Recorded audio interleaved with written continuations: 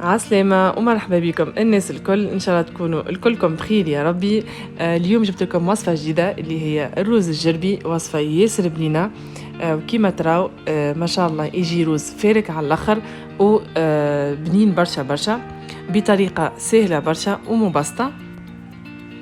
ما تنساوش تعملوا لي اشتراك للقناة باش تشجعوني، وهي مع بعضنا للمكونات. بالنسبة للمكونات باش نستحقوا الروز هذايا الاصفر، هاكا باش نكتب لكم المكونات الكل على جنب في الفيديو. الروز الاصفر هذايا ما يلزموش نستعملوا الروز البسمتي، يلزم الروز هذايا على خاطر ما يعجن لكمش في التفوير.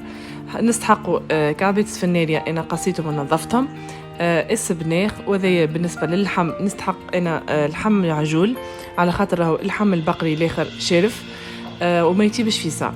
وكيف كيف باش نستعمل الحمص والجلبانة. بالنسبة للفاحات عنا النعناع الشايح، كنت تحبوني نخلي لكم فيديو متاع كيفاش نعملوا النعناع الشايح في الدار، خليوا لي كومنتير. مغرفة كبيرة هريسة ومغرفتين كبار طماطم معجونة.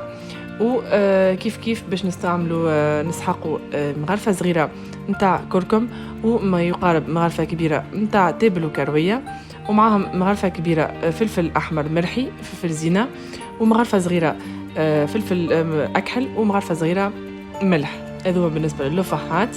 معهم بصلة كبيرة مفرومة، وراس متاع ثوم كبير كيف كيف ننظفوه ونرحيوه.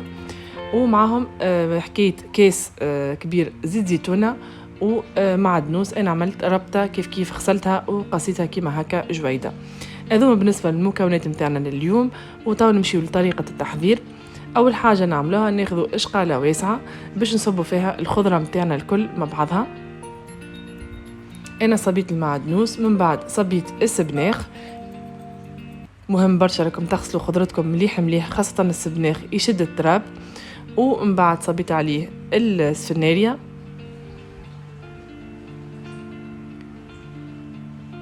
والجلبانة. أنا الجلبانة نعملها كونجلي نجيبها من تونس، وكان عندكم فخي سي انكور ميو.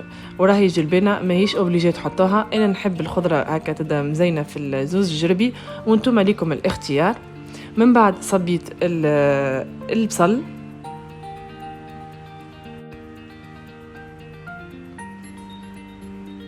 والحمص المنفخ. انا الحمص هذايا ناخذ الحمص اللي هو حاضر، على خاطر الحمص الاخر نحسه ياخذ برشا وقت في التفوير في الرز الجربي خاصه. ومن بعد صبيت اللحم، انا عملت 900 غرام لحم عجول.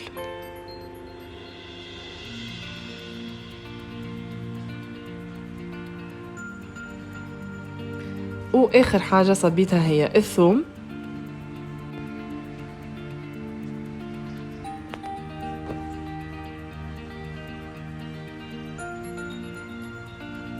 وذي الروز من بعد ما نظفته مليح مليح بالماء البارد، غسلته وخليته يستقطر، صبيته فوق الخضره واللحم الكل. راهو مهم برشا باش تغسلوا الروز نتاعكم باش يتنحى منه اكنشاء، باش في التفوير ما يلبز لكمش. ومن بعد بالنسبه للفاحات انا نعمل طريقه هذيا، ناخذ صحفه نصب فيها زيت الزيتون نتاعي،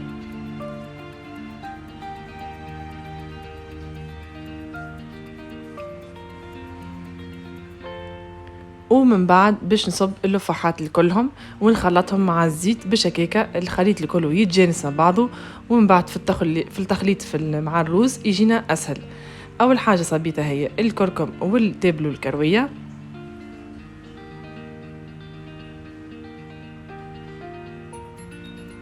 ومن بعد صبيت مغرفه كبيره متاع الفلفل الزينه والملح والفلفل الاكحل.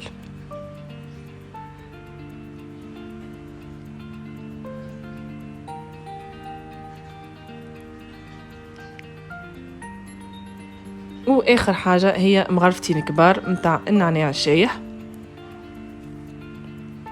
هكا هو هذا بالنسبه للفاحات نتاعنا. باش نخلطهم مليح مليح ونحطوهم على جنب، خاطر من بعد باش نكملوا نوريكم حاجه اخرى باش نخلطوها اللي هي الطماطم والهريسه.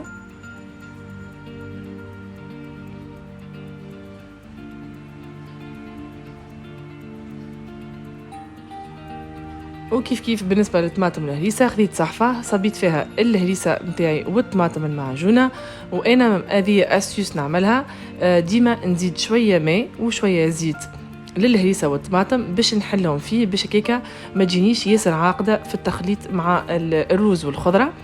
انا صبيت ما يقارب 4 مغارف كبار ماء ومغرفه كبيره زيت زيتونه، صبيتهم الكل تدريجيا وقعدت نخلط فيهم كيما هكا لين نتحصل على خليط يكون هكا جيري شويه، ما يكونش ياسر جيري كالماء اما يكون جيري شويه باش هكاكا في اللفاحات ما يجينيش من بعد كي نخلطوا مع بقيه المكونات ما تجينيش طماطم تبدا هكا كيسحه في التخليط. هكا هاو من بعد صبيت هذا كله فوق الروز والخضره كلها، ومن بعد صبيت اللفاح اللي انا حضرته من الاول. وديما مهم برشا انكم تخلطوا هكا شويه قبل ما تصبوه خاطر راهو اللفاح يركد اللوطه. هكا هاو خلطته وصبيته كيف كيف على الروز.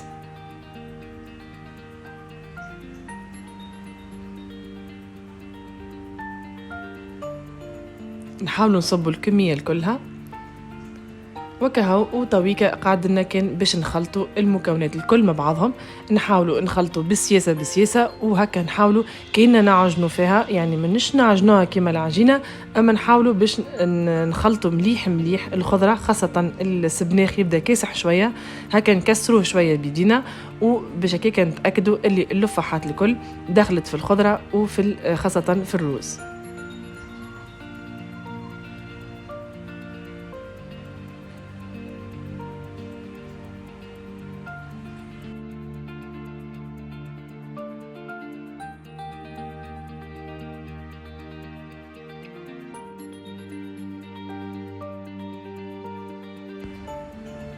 ومن بعد ما كملت بنفس الطريقة خلطت الروز نتاعي مليح وتأكدت اللي الخضرة كلها تخلطت مع الروز ومع اللفاحات واللحم. نكون أنا حطيت مقفول بالماء قاعد يسخن باش هكاكا ديريكتومون بعد ما نكمل نحضر هذا الكله نمشي نحطه نقاه الماء سخن ونحطه يفور ديريكت. هكا هاو كيما تراو كملت خلطت الروز نتاعي كله. طويكا خديت صحن وحطيت فوقه الكسكاس باش نبدا نحط في الكميه هذه كلها نتاع الروز الجربي في الكسكاس اللي باش يمشي للتفوير.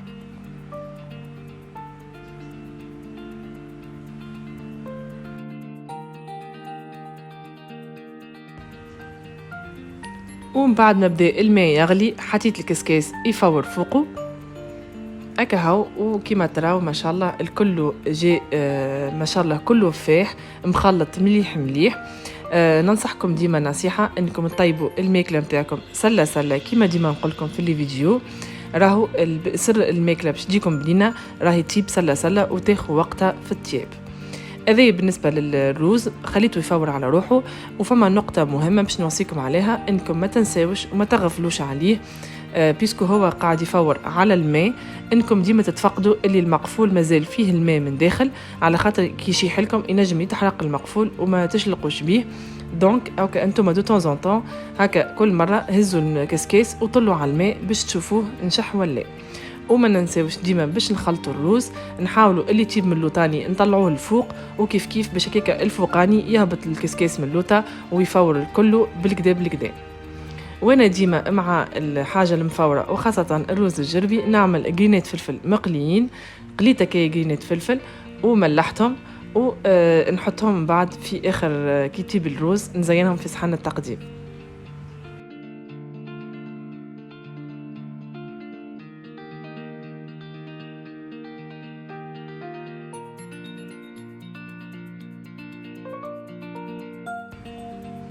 وهذا بالنسبة للروز أكهو طاب ما شاء الله كيما تراو جاء فارك كعبة وذقت اللحم والسفنارية لقيتهم طابوا. وكيف ما تنساوش ديما باش تذوقوا على الملح. وكهو طويكا الروز متاعنا من بعد ما طاب باش نمشي نحطه في صحن التقديم.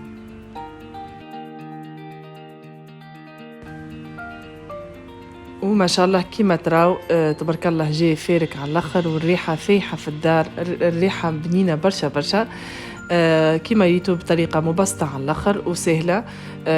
تابعوني كيما من الاول للاخر وتتشوفوا من بعد يجيكم ناجح 100%. اكهو في الاخر زينته بقرينه الفلفل. وكيما تراو الطبق متاعنا لليوم احضر. ان شاء الله تجربوها الروسيت وتعجبكم، وخليوا لي ديما كومنتير، راني نقرا لي كومنتير نتاعكم الكل ونجاوبكم الكلكم. ما تنسيوش باش تشتركوا بالقناه وتشجعوني. ميرسي بوكو وبارك الله فيكم، وان شاء الله في وصفه قادمه و اتري بيانتو. بسلامه.